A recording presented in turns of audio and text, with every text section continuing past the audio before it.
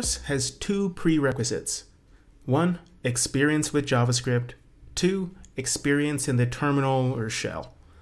If you've never written a line of JavaScript, this course is definitely not for you. I will not be covering JavaScript itself, and I'll make very few attempts to explain my usage of various functions and patterns. This course is a masterclass. It's definitely not where you want to start your journey into JavaScript. I'd recommend pausing these lectures, taking an Intro to JS course, and then returning here later. As far as syntax goes, we'll be using whatever syntax best illustrates our examples. Sometimes that's ES6, sometimes it's not. Sometimes there's promises, sometimes there's callbacks. In the end, it doesn't really matter. If you don't have at least a passing familiarity with ES6 conventions, you may want to go learn that, but I'm sure you'll still be able to understand the examples, even if the syntax is brand new to you.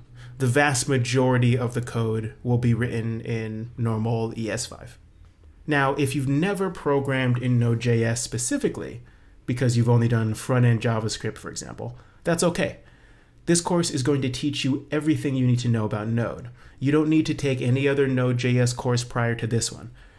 That being said, this is a difficult and taxing course intended to elevate your existing skills.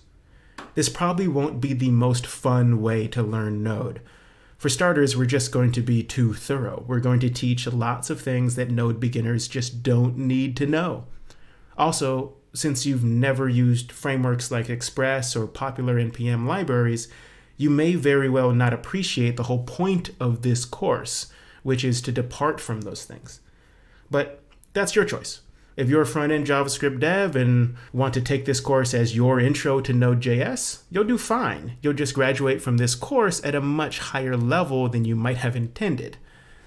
Also, as I mentioned, you're going to need to be comfortable in the shell. I'm not going to be walking through how to change directories, create an empty file, move files from one location to another, add things to your path, or anything else like that. You're expected to know your way around the terminal. If you don't, there are plenty of resources out there for you to learn. We don't need to cover those here. That's it. If you know JS, are comfortable in the terminal, and preferably know a little Node, then this course is a good match for where you're at right now.